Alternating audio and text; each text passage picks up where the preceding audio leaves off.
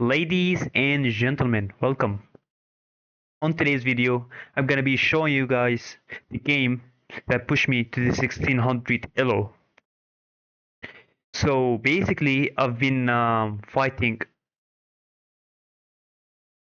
to just reach back to the 1500. Because if you guys remember, I reached 1500 and then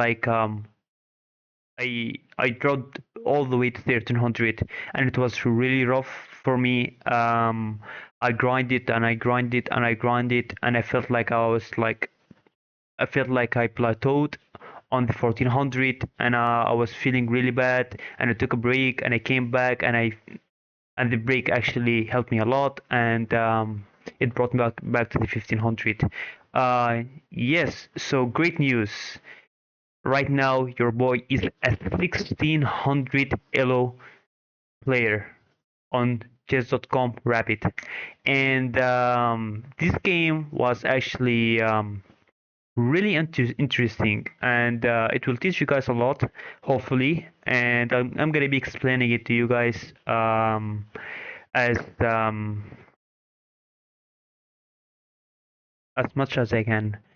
Yeah, so I'm playing as black and my opponent playing as white. You can clearly see the rating difference between me and him. It doesn't really matter, honestly, because in the end, a 1500, 1600, 1700, they're all the same. They all understand chess equally. Perhaps one might know a little more than the other. So, without further ado, here we go. My opponent plays the bird opening, and this is one of the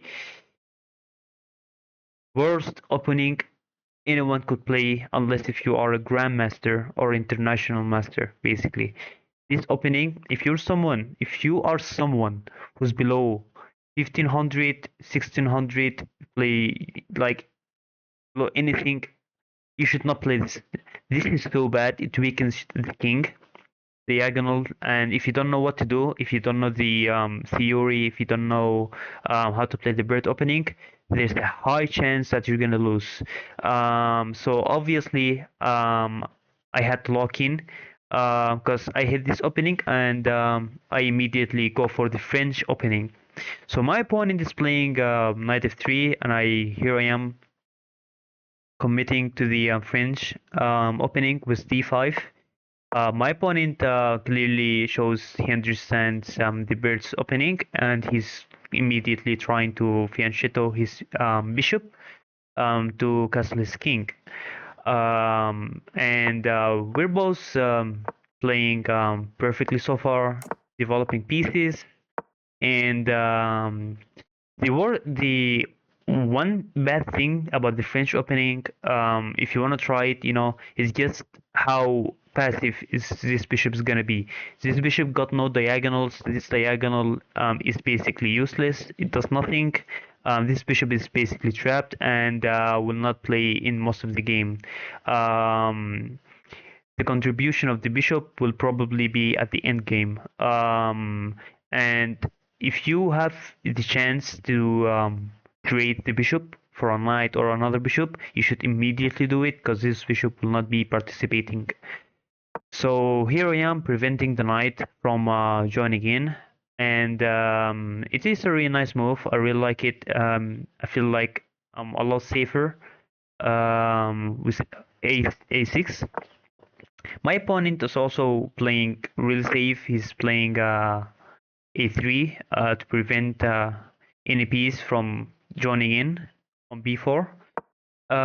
Yeah, so the reason why I pushed a5 after pushing a6, this might seem to you guys that it's very weird move. The idea behind it is I'm trying to like stop him from pushing b4, because b4 is a really nice move for him. It like he can fianchetto the bishop, and he takes space on the queen side. So I'm trying to prevent that, and if he tries to push, I'm just gonna take and win a pawn. And my opponent joins with the bishop, with the knight, attacking the bishop. And my opponent obviously will not take the bishop. Am I right? I don't really remember if he took or not. If he wants to take, I think the best thing he could do is just to take the knight. I mean, he doesn't really have to. He can just keep the tension. Um, and he takes my bishop. Wow. So this is the first mistake of the game, I'm pretty sure. If I check the analysis real quick, let's check the bar. It says it's 0.5 for white. And after he takes, wow, really, it is one of the best moves is to take the bishop. I mean, honestly, I'm really comfortable with it. I obviously take back, and even though he has the two bishops, and the two bishops are really powerful in an open game, this game seems like it's gonna be locked.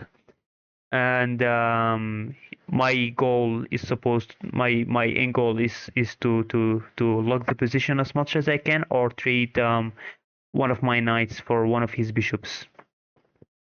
Um, yeah, so he goes e4, trying to open up the position as I said. I castle, he pushes, and I drop my knight back. Um, Now my opponent is probably trying to play c4. This is why he played knight back. The knight obviously will try to go to a better squares, and all of these is fine. So since c4 is coming, what do I do? I prevent it immediately with b5. My opponent plays c3. What does C3 do? What does C3 do? Oh, so basically what C3 does is it kind of like helps take control of the square. So in the near future he can play B4. Right now I have three pieces, four pieces looking at the square. So it's not possible yet. I bring back the knight into the game, and my opponent plays bishop e3. Engine doesn't like it much, even though it seems a pretty natural move for the reason that he's developing a bishop, and it can't go wrong. I think here I am being you know a principled person. I develop the rook into a better square, sensing that one of these um, I'm feeling alhamdulillah sneeze at the wrong time. Yeah, so sensing one of the files gonna open in the near future. Or maybe, who knows, I might push one of the pawns for a breakthrough. My opponent plays d4, and I took. Probably pushing the pawn would be better. Oh no, Inji says I should take. Yeah, Inji says this is the best move. Or I should play a4. Ooh, a4 is a really nice move. I really like it. What a4 does is it prevents pushing the pawn. I mean, he can, because with the help of the queen, I can take. And when he takes back with the queen, I'm gonna have an open file for my rook, and it benefits me more. So I take, he takes, I take, he takes, and we try to simplify the position as much as we can, so we can reach into an endgame and see what's gonna happen. So yeah, here I am committing to the pawn push b4. My opponent does not take, and obviously if he takes, I'm gonna take back, and when he takes, I'm gonna take. So what if he takes with this? I take back. All right, and if he trades the rookies, I'm gonna have a rook on the open file, and it still benefits me more than it does for him. So opponent doesn't like it, and he just pushes the pawn. I take, he takes. Anyways, I have the open file for one of my rooks. I push for more squares, for more space on his side. Now this pawn anchors my knight in the future, uh, it could help me a lot because this knight will be targeting so many important squares. So yeah, there he is, my opponent playing moves that I do not understand. I have no idea what. Maybe I guess he's just trying to like connect the rooks so he can bring one of the rooks to the open file to challenge my rook. But of course, I'm not gonna waste time, and I immediately try to develop my rooks. Opponent takes, I take back. Opponent plays rook on the same file as my queen. Maybe tactics will present itself at any time, so I must be careful, obviously. Um, Here I am, immediately seeing the queen on the open file and immediately applying the threat. Queen move. I take a free pawn. Opponent plays queen a5. For what reason? He's trying to like apply pressure on the pawn. Obviously, the pawn is protected by the queen. So I immediately try to take space and free up the back rank. So whenever a back rank check comes in, I can just immediately move my king. And it takes space on the king side. Opponent trades, I take with the pawn, obviously, because I don't want any discoveries on my queen that might make me lose some material. And now I have a passed pawn too, but it's really hard to promote it since my opponent still got 4 pieces, very strong pieces on the board. I don't really understand why the engine hates this move. Oh, it loses a pawn. Okay. So basically, I made a mistake, a huge mistake. This pawn is very important, and it was carrying all the advantage that I had, which is 2.1. This advantage is all based on this pawn. This pawn is the winning idea that I had, and I basically blundered it. Opponent didn't see that, and he didn't take the pawn. Obviously, I'm gonna take the queen to keep the pawn. He takes my queen, and I push the pawn, immediately saving my only chance to win the game, instead of ending up in a stalemate. Opponent plays rook a7. For the clear idea, he's trying to win the pawn and stack up his rooks on the a file. I protect, and he plays this move, and it's very atrocious. I check, obviously, and he plays this, and I take the rook, obviously.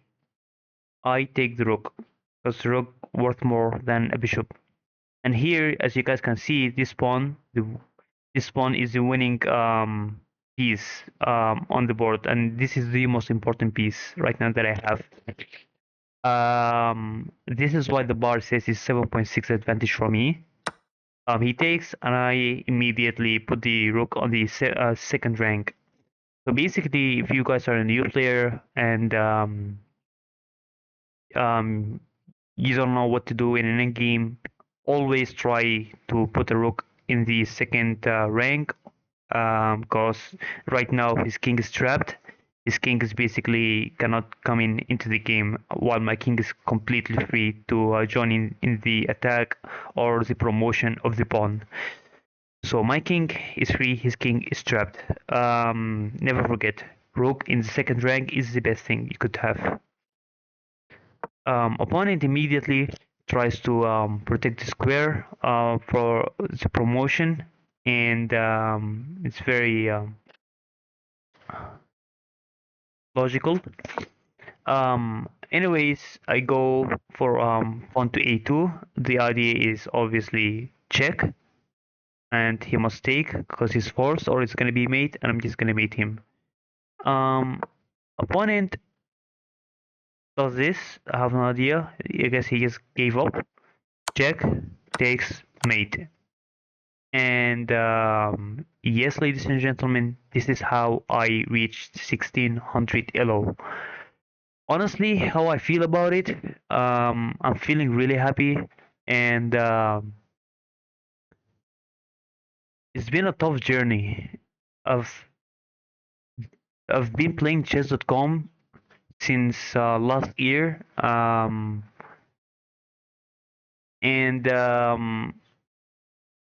all the credit I'd say I'm gonna give it to like a couple of chess YouTubers or Twitch streamers I've learned a lot from. You have Hikaru Nakamura. I've learned a lot from him. I've learned from Gotham Chess, and I've learned from someone um, who speaks my original language, which is Arabic. His name is Akram E4 E5. Shout out to him. Um, yeah. So basically, this is. I hope this has been a really instructive game for you guys, and if you enjoyed this video, make sure to leave a like and subscribe. Of course, it's completely free. And I'll see you guys soon.